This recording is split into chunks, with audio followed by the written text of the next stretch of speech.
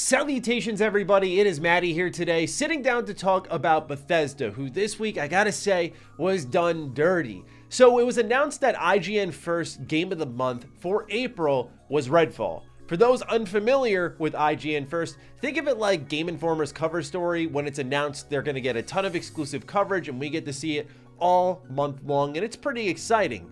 Now, with Redfall naturally coming out in a couple of weeks, the coverage is ramping up more and more, and we're seeing a ton of gameplay, ton of trailers, character breakdowns, and so on and so forth, and I'm getting a little pumped for the game. You know, it's an Arcane release. These don't come around often, so I'm excited to see what Redfall has to offer, especially following up my preview where I was encouraged by a number of elements in the game.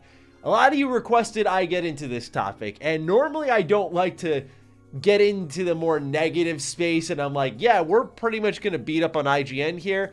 But when I checked out the gameplay after the number of requests I got, thinking, how bad could it be? Oh, couldn't even finish my sentence. That was pretty terrible.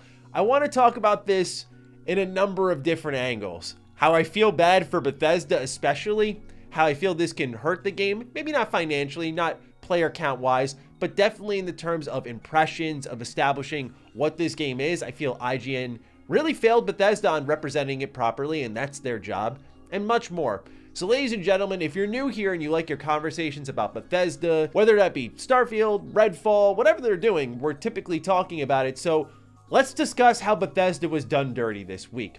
IGN posted a 3-minute clip of gameplay, and that's sadly all you need today on the web to get absolutely destroyed. And in that 3-minute clip, they're fighting what's called the Rook. Now, a little bit of backstory on this, because I did fight a Rook in my time with Redfall a couple of weeks ago. What'll happen is, as you do things in the open world, this meter will gradually fill, and then eventually the Rook will just drop down when that meter fills up, and it's this dynamic gameplay moment. So it's not really planned, it's not mapped out, it's not mission-based, it just happens, which is why some of the gameplay you're going to see is a bit more haphazard. That's kind of the nature of it. It's supposed to be dynamic and chaotic, and it's quite fun. Now, when I fought the Rook in single player, he went down much easier than what I'm seeing here in this 3-player co-op session. With that backstory out of the way, you can see for yourself a number of things with the IGN gameplay. Number one is 1,000,001 splices are happening. I'll have thoughts on that in a moment. But number two is some real chaotic energy happening with the player, whether it's pulling out a sniper in a small garage or lockpicking to open the garage while two teammates are down, running away and throwing out items that are used to scan enemies but not using them at all. A lot of confusing things happening here, and I have some thoughts as someone who has previewed games many times in the past. Now, typically, and this was the case for Redfall, companies will give you a controller scheme, a controller layout, especially if you're attending an in-person event. It's usually set up on like a card right in front of you. So if you get confused, you look down or look above and you have everything you need right there in front of you. However, when you're handed a digital code online and you're just dropped in the middle of a preset save file, which is typically, and I'm not saying it's the case here, how it's done, you can be a bit lost. And I'll be forgiving on one front, which is that, you know, as we get older, as we game more and more, our skills do atrophy a little bit. But even as someone like myself, I'm 28, I notice when I don't play first-person shooters for a while and I try to hop back in, there is a degree of warm-up where that used to be my bread and butter. So I try to be forgiving when I see rough gameplay, because I know what it's like to hop in, have to learn the controls, play a character, figure everything out on the fly. Now, before I say what I think you're all waiting for me to say, I will also throw out that a lot of these press outlets will confer with their employees and be like, hey, are you good at first-person shooters? And they may say, I'm not the best, but I can play them. And a lot of the staff will trust that. And when they see the gameplay, they go, okay, when you said you weren't the best, I didn't know you meant this bad. We'll talk about an example of that later with Cuphead. But this is just terrible, let's say it. Sorry if that comes across overly negative, but that is the truth here. And I say that because while Bethesda may not be aggravated, and they may be like, stuff happens, I respect that.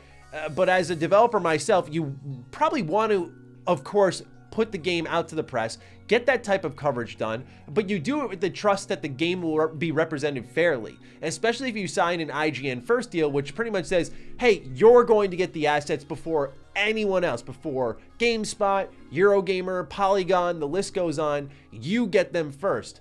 And I personally have had my hands on gameplay that I thought was a little bit rough, or I've personally recorded gameplay that I thought wasn't the best representation of the product. And you know what you do? You scrap it. You definitely don't post it, because not only is it unfair to the viewer who's trying to get a feel for the game, it's unfair to the company giving you the opportunity.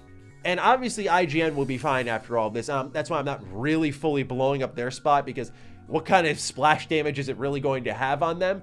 But the reality is, here with this gameplay presentation, is it completely misrepresents what Redfall is. I'm not going to say and go out on a limb for Bethesda and tell you you're going to have a blast with the game, but I can tell you as someone who played it for 2 hours and did go through the same gameplay systems that this player did, that it's not nearly as bad as it looks. That's not me defending Bethesda, but when it came down to the gunplay, the movement, the use of powers, the flow of the game, how you're supposed to react when a rook comes your way. It's not running into a small house when a big dude is barreling at you. You typically get into the big open field, like situational awareness kind of kicks in. For most gamers, this stuff will kick in and you won't have nearly as bad of a time. But I don't blame you if it's your first time looking at it and you go, well, it looks kind of rough.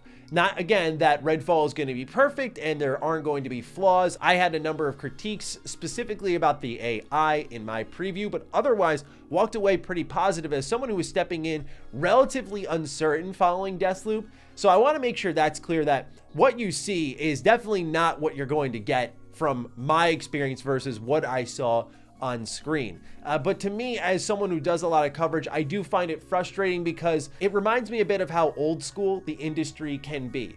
This is not really Bethesda's fault or IGN's fault. This is just the way things are and how they're gradually changing. Like, I know Bethesda, for example, is putting a bigger focus on creators now. I mean, the fact that I got invited to a Redfall event kind of speaks for itself, right? And I love that type of stuff. I know a lot of companies are slower on the uptake with creators, and I would say Bethesda was one of them for a long while in my experience of covering them for over a decade, where they really didn't give out too many preview opportunities. In my experience, they were few and far between and mostly unpredictable, but there were some that have been all in on creators. I think of EA, for example, that seems to think of them as quickly as they think of the press, and it's benefited them greatly. And so I see things like this where now you have this walled off section of content from IGN and you don't have anything to balance it out, right? So when we go to a preview event, like I mentioned with Redfall, it's dozens and dozens and dozens, if not hundreds of us posting our thoughts on the game. And so the balance there is, well, IGN's gameplay stinks, but you can go over to GameSpot or my channel or anyone else's and say, oh, okay, it's not that bad.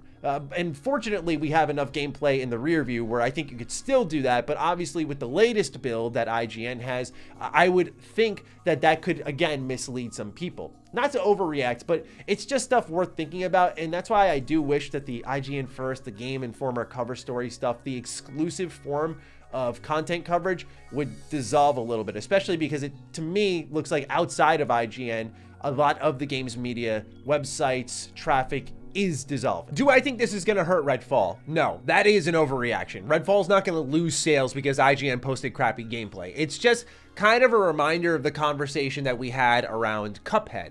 I really wasn't involved at that time because it was more of a look and go, oh, wow, that's terrible, and I moved on with my life. But with Redfall, now I'm seeing it again, and we've seen it multiple times between now and Cuphead where press websites are posting extremely questionable gameplay. And it's hard to talk about because, quite frankly, what happens is you start to sound like a sweat. And I'm not really a sweaty gamer. I play visual novels, for God's sakes. Like, I'm totally fine with kicking up my feet and having a gameplay-free experience. I have Souls for sweating. I have turn-based RPGs like Octopath for sweating. Like, I'm not saying you gotta sweat every single game, but it's hard not to talk about the skill level that's on display here without kind of sounding like one. I think it's fair to say that if you work in gaming, you should be competent at playing games. And that may sound a bit derogatory, but the reality is when you see gameplay like with what happened with Cuphead, and now you see Redfall and various other examples, you just wonder, why are the people who are playing these games assigned for coverage that's going to go live to fans? You could, of course, reorient and say, like, handle the interviews. And there is, and I'm not a liar at all, I hate liars for those who don't know anything about me, but there is the art of the white lie, the, oh, the gameplay got corrupt. Sorry, Joe, we can't use yours. We're going to use this over here because, oh my God. You know, you don't got to break the person's heart, destroy them or anything like that. Keep it to yourself. But there has to be a degree of editing, revising, and saying, yeah, this ain't going to work.